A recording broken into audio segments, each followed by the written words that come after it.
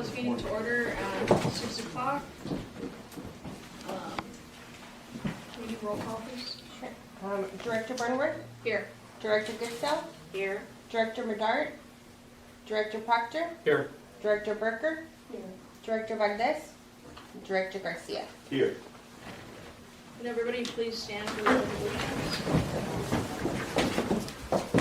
Ready, begin. Pledge allegiance to the flag of the United States of America and to the republic for which it stands, one nation, under God, indivisible, with liberty and justice for all.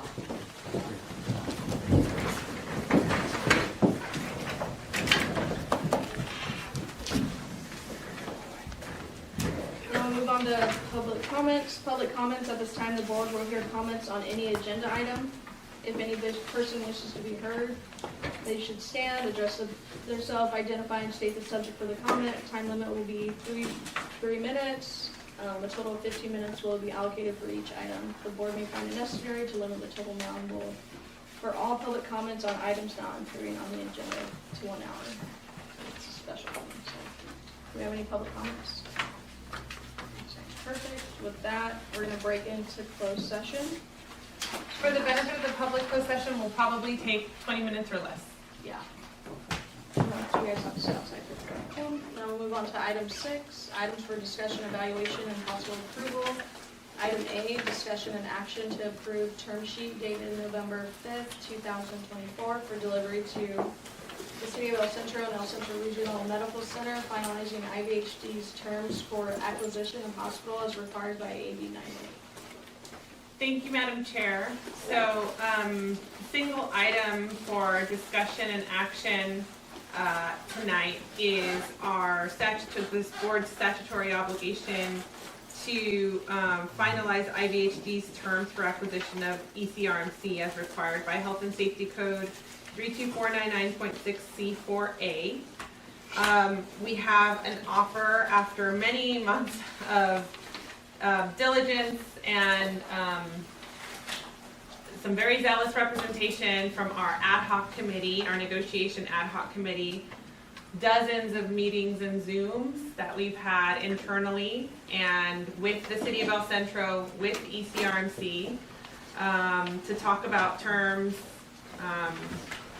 liabilities, financial positions. We have hired actuaries, we have hired surveyors, to make sure that the assets that are contemplated to be transferred are in the condition that just so everyone's on the same page about the condition of the hospital and all of its current assets and liabilities. So we've had very productive, I think, conversations that have been very helpful with staff from ECRMC. And it's culminated in this offer, this asset transfer offer. We do have a draft of an asset transfer agreement that in draft form we have discussed with ECRMC and El Centro, but because we need to finalize the terms, we wanted to get that done at this board meeting first.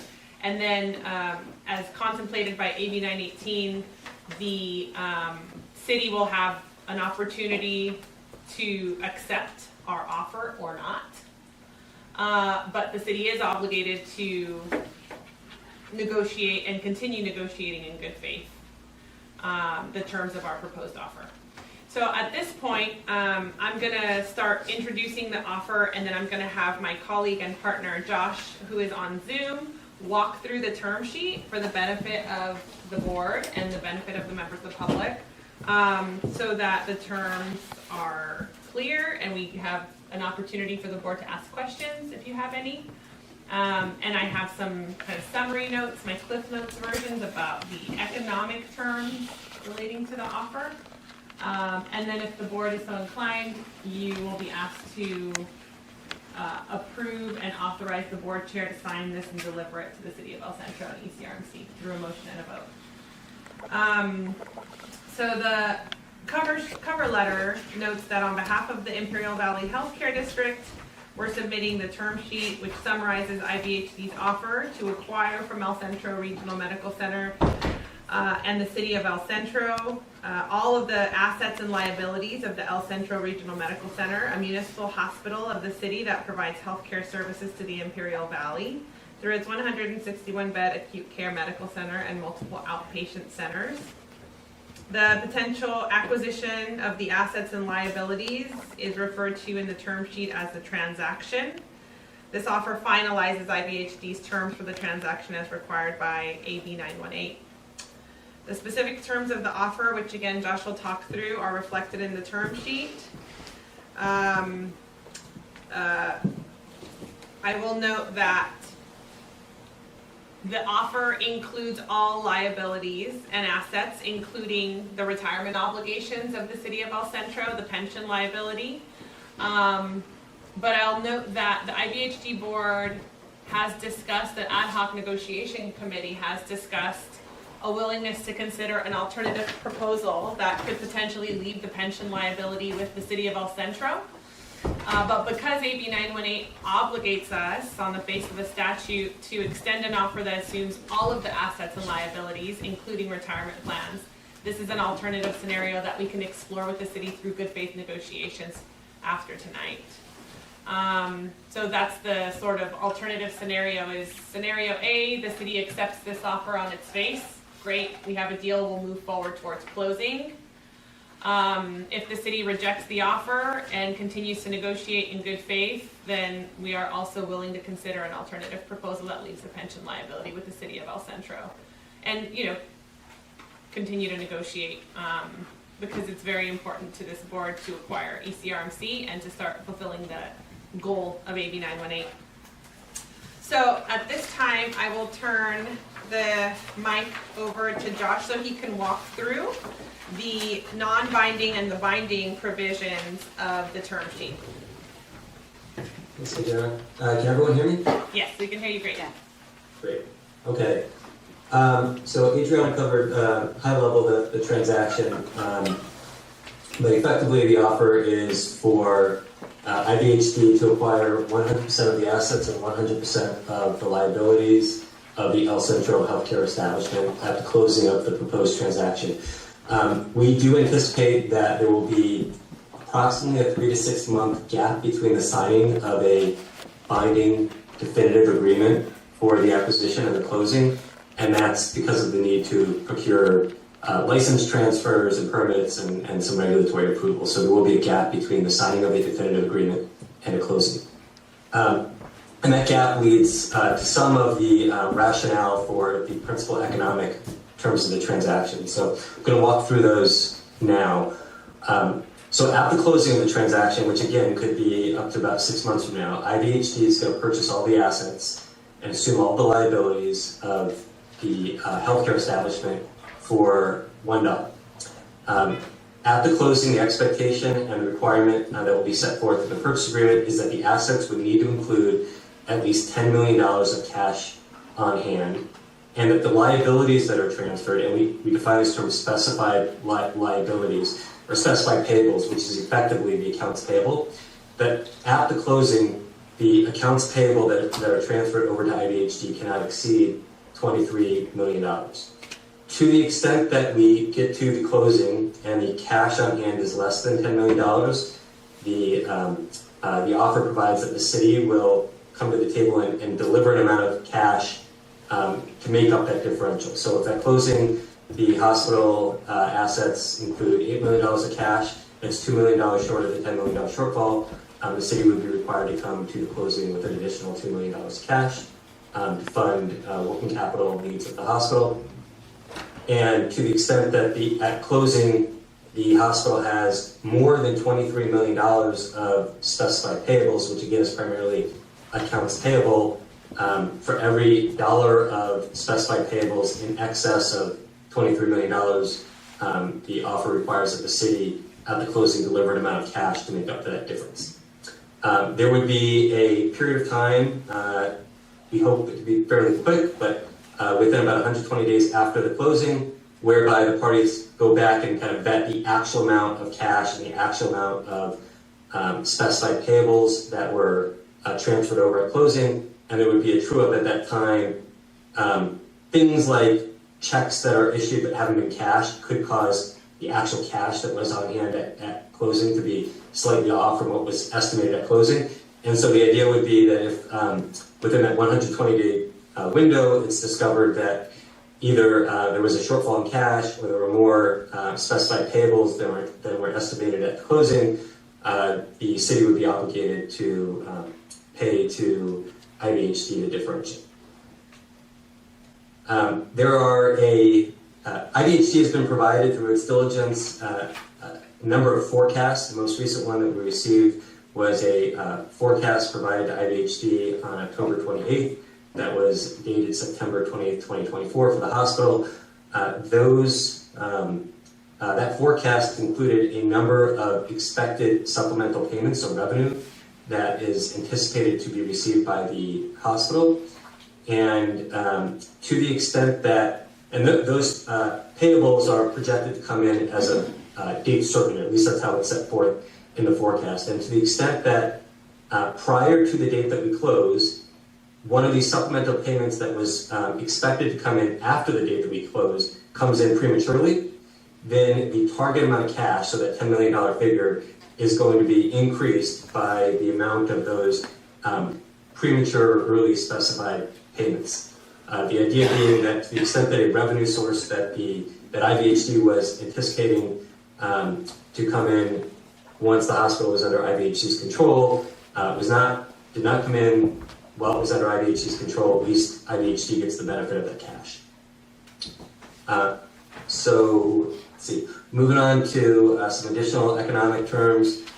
So the expectation is that at some point down the road, Ivhd is going to seek a voter-approved funding mechanism for the hospital. We don't know exactly how long that will take, but we do know based on the forecasts we've received that Ivhd is going to have a cash need in the interim until there is a voter-approved funding mechanism. So from the time that we close until the first funds are received under a voter-approved funding mechanism, every 6 months, beginning on July 1st, 2025, the city will make a $2 million cash payment to Ivhd. So the first such payment would be on July 1st, 2025, the second payment January 1st, 2026, and so on every 6 months until the first revenues are received from a voter-approved funding mechanism. There is obviously with the forecast we received, there's some uncertainty regarding the cash situation of the hospital at any given point in time. We had some concerns about the possibility that the hospital would fall below a kind of a critical level of cash at some point before a voter-approved funding mechanism is in effect. And so we have a 2-year window of time where effectively the city will make available to the hospital / Ivhd, I'll call it a line of credit, but up to $15 million, whereby if cash on hand for Ivhd falls below, for the hospital, falls below $5 million at any point in that 2-year window, Ivhd can notify the city that cash on hand has fallen below that $5 million threshold, and the city is obligated to make a cash payment. And this can happen more than once, but not in the aggregate in excess of $15 million, to bring the hospital up to that $5 million threshold cash on hand. So those are the principal economic terms. I'm going to cover some of the additional details of the offer at this point. So again, these economic terms are non-binding. There was a concern that, like with any operating business, Ivhd would be taking on a operating company, the hospital, that could have contingent liabilities that no one really knows the scale or scope of what they may be.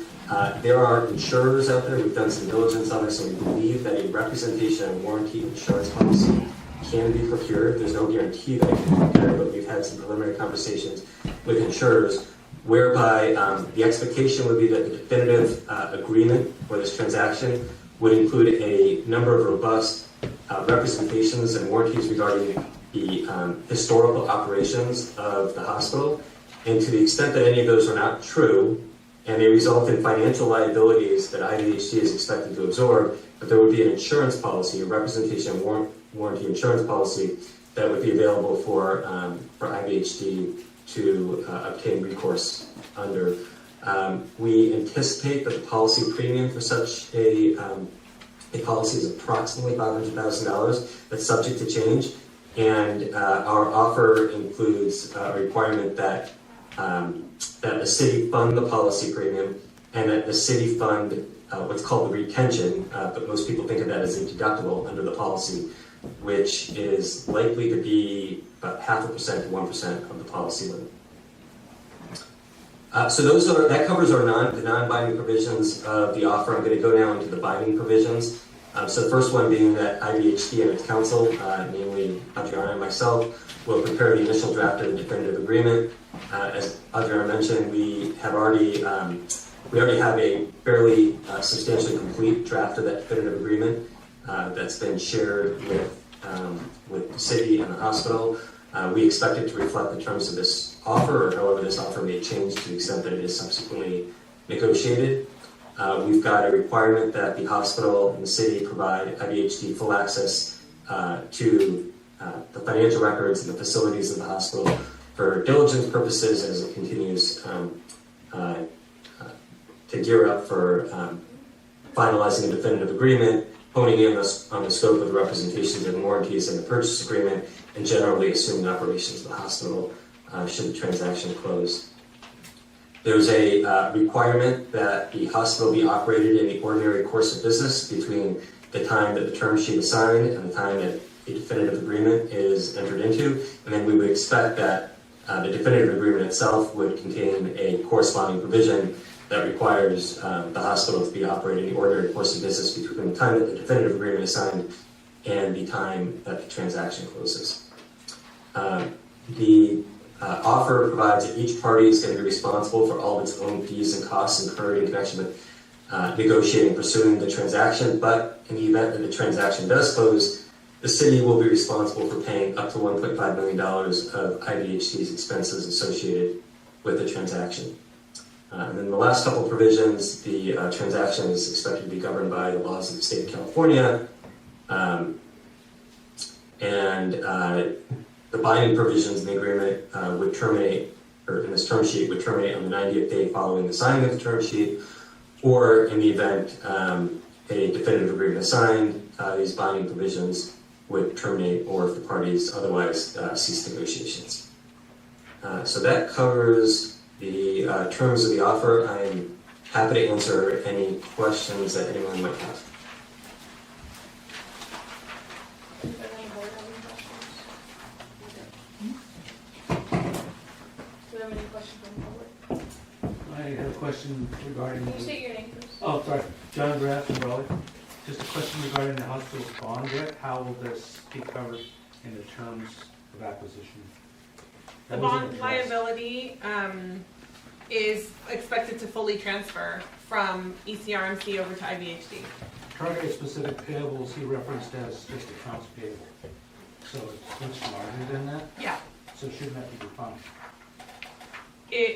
Josh, do you want to handle how the bond debt would be?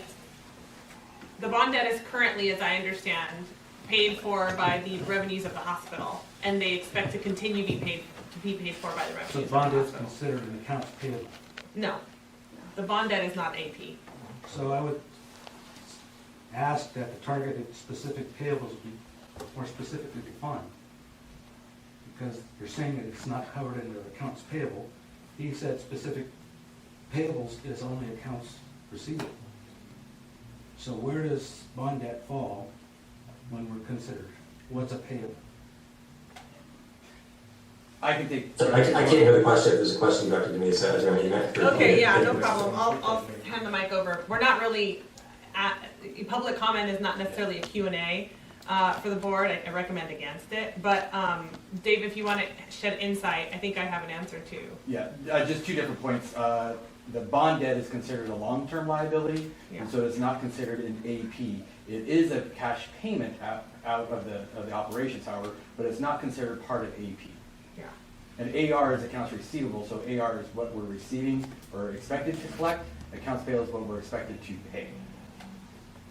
The bond debt is proposed to be transferred over as IVHD is required by AB 918 to acquire all of the assets and liabilities of ECRMC. We're required by law to extend an offer for all the assets and liabilities, so the bond debt's included in that. Do you have any other public comments?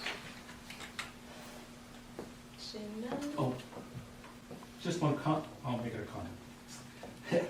In the course of this, it appears that the feasibility studies have not been completed, but that's part of the acquisition discussions, and I'm wondering why those haven't been completed. I know that Pioneers have withheld information for quite a while, but I know you've had it in your possession since the beginning of October.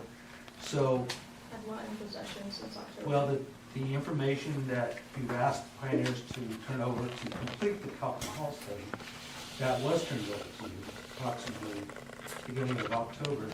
So I'm asking, what is the status of the feasibility studies, and how will they be calculated included in the acquisition discussions? What I'll say is, I don't necessarily think your statements are accurate, but the information that Pioneers did send over in response to a Public Records Act request was forwarded to Kaufman Hall for the purposes of evaluating a feasibility study, which I think will occur more easily once both the hospital which both hospitals are under IVHD's possession and control. But we are focused today's agenda item is on the ECRMC offer. And, I mean, obviously the board and the negotiation committee and our financial strategists who have advised us throughout these negotiations have kept in mind the combined efficiencies that will be achieved once Pioneers is also under IVHD's possession and control, but they're not right now. So, I don't know, I don't understand I don't understand your question, but I'm not The really. feasibility studies were not conditioned upon the acquisition of the hospitals. My understanding was, according to 918, the feasibility studies was to be done to help the acquisition discussions. Yeah, Okay, so but the here we Kaufman, are in acquisition and it hasn't been done. well, it has been done, right? There was a Kaufman Hall report produced. There was the opinion of this board that the Kaufman Hall study was incomplete and outdated, but it was produced. We do have one. We have a BAE study, we have a Kaufman Hall study, and more importantly, we have months worth of NDA protected working discussions with ECRMC, the city of El Centro, and financial records, a financial strategist's evaluation, which brought us to, I mean, I'm not a financial strategist, but we have very qualified folks guiding us through these discussions to help us come to these terms, which Josh just walked through. So I think we're pretty well advised. Yeah. Just So with that, final comment, neither one of those studies made a recommendation on feasibility. One of them recommended on proposed taxes or funding source, the other one did not. But neither study made a determination as to whether it was a feasible thing to do. The combination of hospitals? thank you for your comments, Yeah. Mr. Grimes. I'm gonna bring it back to the board Yeah. now.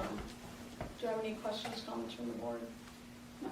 Yeah, I will say our negotiation team spent a lot of time, working on this, to get to this point. That's our first offer to fulfill our AB 918, obligations. I mean, I expect the good faith negotiations with, the city of El Centro and ECRMC to continue.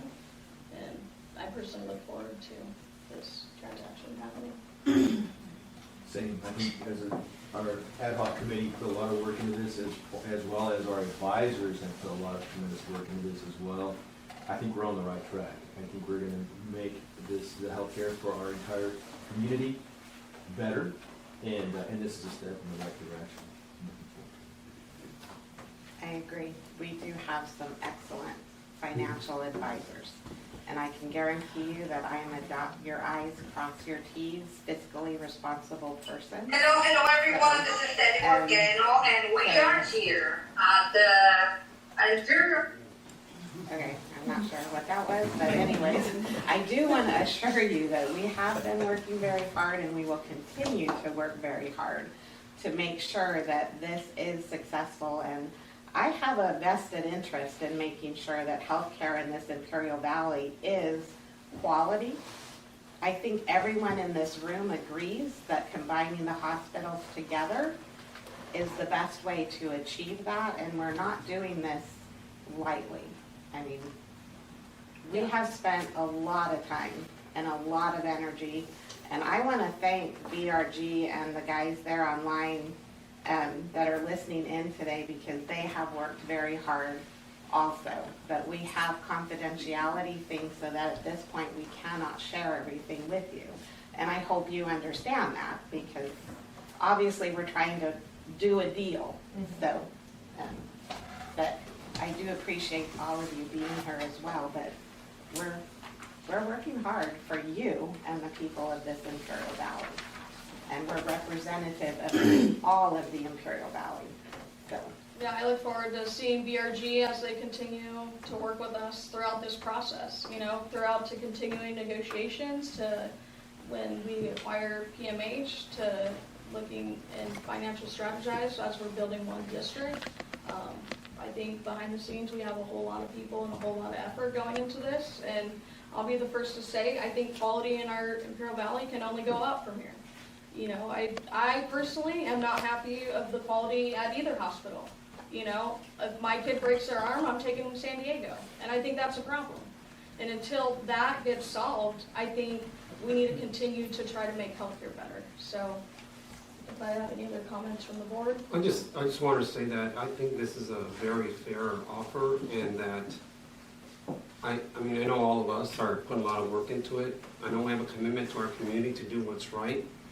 And like a couple of members said, it's not about us individually, it's about the entire district, the entire county. So I just hope, although I'm not part of the negotiation team, that the City of El Centro is going to pony up to make sure that this is fair for everyone in the county. Because at the end of the day, this is an offer, and we're entering into it in good faith, and in good faith for everyone in the community, not just us individually. And I do want to clarify one point, because sometimes I feel like my words get misunderstood. But my vested interest has nothing to do with financials. It has to do with the fact that I have a 92-year-old mother who was not able to travel to San Diego to get health care. She recently passed away here in the valley, and it's not because there was any low quality of care, but my interest is because the people in this valley deserve to have good quality health care here, so that if you cannot make that trip, which is 4 hours round trip, you have the best of the best. And I applaud Pablo and his crew at El Centro Regional, because they have done a phenomenal job over there, and Dave in stepping it up. And I'm really looking forward to bringing Brawley on board so that we can step it up together and have the best of the best here, so we're not having to make that trip. I mean, we can do it. If we all join together, we can make this awesome, and that's why I'm here. Just wanted to clarify. Nothing to do financially. I have nothing to do with the medical field. So just wanted to clarify, my vested interest is not monetary. Thank you. No worries. Sorry. No, I appreciate it. With that, I don't think anybody can fault that, Laura. So, I'll entertain a motion. I so move that we accept or approve the asset transfer offer as presented. I'll second. I have a motion by Goodsell and a second by Garcia. All in favor, say aye. Aye. Aye. Any opposed? Any abstention? Motion carries unanimously. With that, I'm going to adjourn this meeting at 6:48 p.m.